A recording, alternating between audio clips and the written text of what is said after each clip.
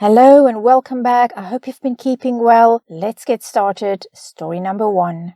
Opie writes, we ended up leaving a toxic living situation. We were roommates with another couple, but ended up having to leave in a hurry. We are currently staying with another friend, but the problem is that he's the only one allowed in the apartment. Apparently, the place is too small for the both of us to be in there at the same time. So basically, I've been in the car almost 24 hours a day for the last few days. I'm disabled and can't really walk very well. I told him tonight that I wanted to go to the hospital to check myself and to get back on some meds because I'm supposed to be taking them for anxiety. He's working a lot. He works a regular job and also does DoorDash. He can't understand why I think it's bizarre that I'm not allowed in the apartment, despite his friends knowing that we're married. It just doesn't sit right with me, and I told him I'm tired of sitting in the car almost 24 hours a day. I haven't had a shower since Friday, and it's Monday night. I'm being forced to pee in this container because I cannot drive the car due to my disability. It's honestly making me want to break from our relationship.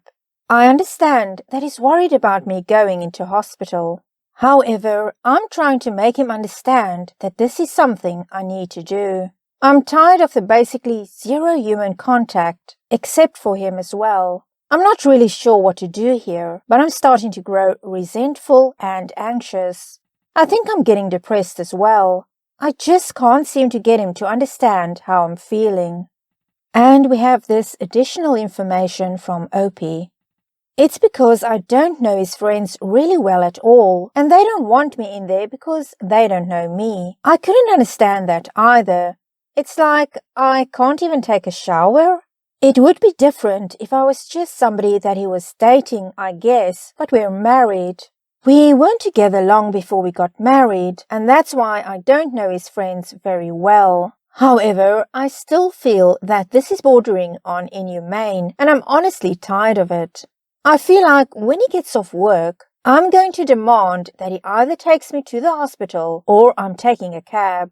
I'm not going to do this again. I'm on disability and I get paid on Thursday, so it's not that long until I get paid. But it's like, damn, when am I supposed to get a break from this?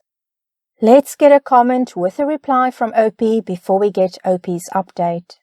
I'm sorry, who is this friend that won't let you enter their home and is making a disabled person sit outside their property 24 hours a day? And what kind of a garbage fire of a husband do you have that is allowing this on his watch? Opie replies, I don't know. I don't know his friends that well. I do know that this is a man because I stayed in the apartment for one night. I got up the next morning and he started complaining about the place being too small. I'm not even allowed inside to sit or take a shower or do anything, and honestly, I'm over it. And here's Opie's update. So I got paid like I said I would, and I ended up going to a hotel for a few days. He tried to follow me there, and I told him that I did not want him with me. He freaked out and couldn't understand why. I told him that I needed to think about whether or not I wanted to continue the marriage, and I decided that I did not. He is still friends with this man and just kept telling me there was nothing he could do about the situation. He said he felt bad about it, but there was nothing he could do. So that tells me that he cares more about his friend than he does about me. I found an area legal aid that is helping me file for divorce. In hindsight, we got married way too fast. It was mostly because he was pressuring me. I noticed a lot of the things he was doing didn't sit right with me. 3 months into our relationship, he was pressuring me to meet his family out of state for Christmas. I told him that I did not want to go, and he basically pressured me into it. Number 1, I felt that it was way too soon, and number 2, I stopped doing Christmas stuff pretty much the minute I turned 18. Every time I would try to talk to him about something that was upsetting me, he would tell me I was overreacting. Every time I tried to talk to him about his behavior, he would just accuse me of trying to make him feel bad. Red flags all around, so I'm done. I'm currently staying with a friend and I'm broke, but at least I'm not with that joker anymore. And at least I don't have to sleep in an effing car and have to pee in a container. I just thought I would update everyone about what's going on. Edit. I also noticed that I couldn't do anything on my own. He wouldn't let me leave his sight and would claim that it was because he was worried about me. I told him that I've been taking care of myself for years now and I don't need him. Every time I would tell him this, he would accuse me of trying to break up with him or would accuse me of trying to make him feel bad. Super huge control freak trying to disguise it as caring about me. And let's get a comment with a reply from Opie. Good for you, Opie. I am happy for you and I wish you all the best in your new life without your god-awful husband. Opie replies, Thank you. I kept telling him that I wanted to divorce and I did not want to be with him anymore.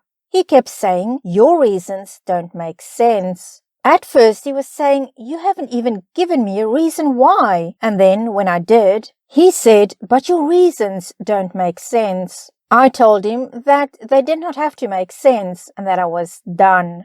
He brought me into a situation I did not want. I didn't even want to leave our apartment. It wasn't even that bad. We just got into an argument with our roommate over something minor. I can't even remember what it was now. And then the next thing I know, he's telling me that we're moving out. I'm honestly thinking that he did this to try to isolate me. So it's all well and good for him. He hasn't suffered at all. I'm done with him. Opie, I want to give you a hug. I wish I could give you a hug. There are so many red flags here and so much gaslighting. It is, in fact, classic gaslighting signs that I see here. You said you tried to talk to him whenever you were upset, and he would tell you you're overreacting. And when you would discuss his behavior, he would tell you, You're trying to make me feel bad. And then he told you your reasons for wanting a divorce don't make sense. Other things that people say when they're trying to gaslight us is, That never happened, you're imagining things, I'm worried about you, your memory is really bad, you twist things around. It's not a big deal. Why are you so upset? Why are you so sensitive? And so on and so forth, things meant to make you question your reality. But Opie, this abuse really went so far. The fact that you were sitting there in the car, you couldn't take a shower, you were urinating into a container, unable to drive away, you were completely dependent on him, and then he tells you he's concerned about you, but he can't do anything about the situation. If he really was concerned, he would actively have been trying to do something to get you out of that situation. No loving partner will let their significant other sit in a car for days.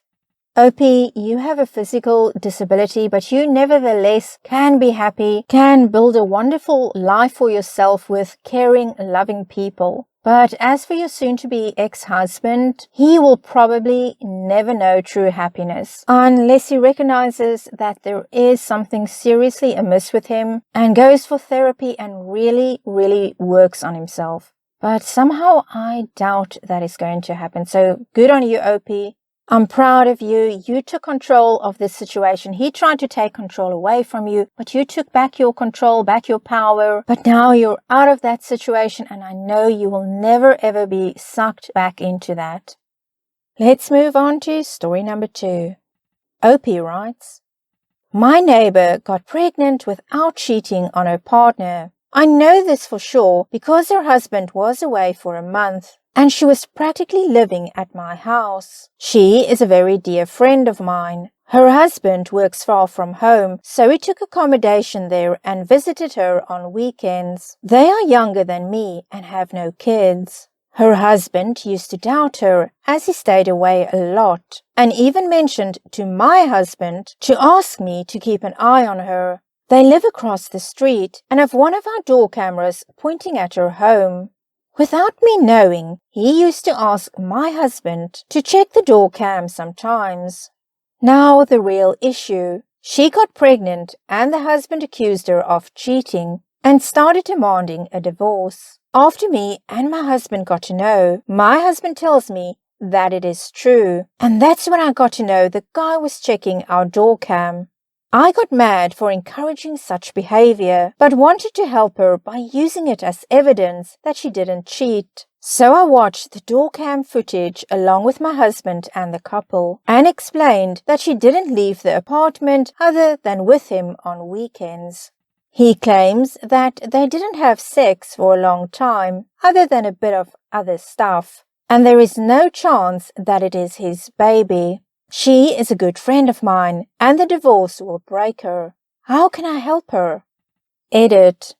I am now convinced that there is a possibility of my husband being the baby's father. I'm going to wait until their paternity results come out, / it is a false pregnancy alarm. And regarding enabling controlling behavior, I'm unaware of the door cam situation, and I only know he asked my husband to keep an eye on her very recently. I am ashamed to know that my husband have access to the door cam.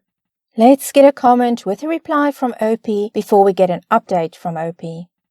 I think the neighbor said they haven't had sex in a while. We don't know what that means. Plus he, paranoid neighbor, said they did other stuff. Seriously, people are so ignorant about conception that it is highly likely the neighbor's kid. Opie replies, that is what they claim. Update.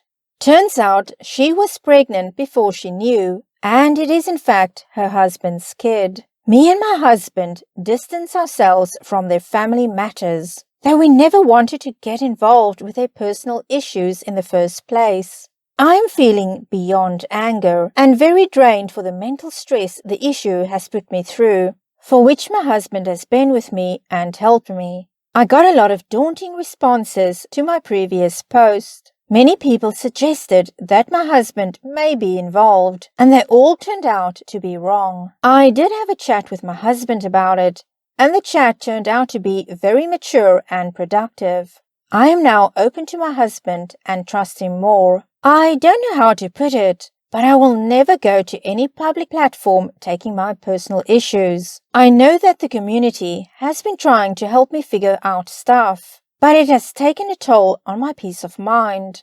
And I never want to go through a similar situation. I will be here though.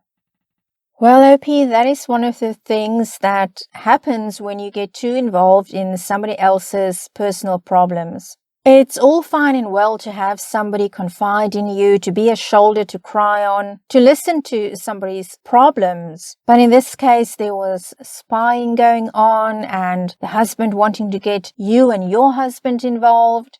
With anything, there needs to be boundaries or, it can spill over into your life. And I do agree, it's true, let's admit it. People in these communities, on these forums, are very quick to say, there's an affair going on. Sometimes, as we know, there really is an affair going on, but it's not every time. So if you do post to these forums about relationship issues, you're going to have to accept that there are going to be people, no matter what, that will say there is cheating going on. And then we also have the opposite of that, where people have all the evidence in front of them that their partner is cheating, but they're in denial. And that is when the forum really is very helpful. But at the end of the day, you know your situation best. Everybody knows their situation best, and these forums are just there to help you make sense of things. And also because a lot of people don't know who to turn to, who to talk to, who they can trust. So they go online and they ask for help from strangers who really, for the most part, have good intentions and really do want to help. So I'm sorry this caused you a lot of stress, OP, but I'm glad that you're staying out of their marital issues. Well, that's it for this edition. Thank you for joining me. I was away for a little while. I'm glad to be back. If you did like this, please give it a thumbs up. Consider subscribing and leave a comment. And I look forward to seeing you again very soon. Bye.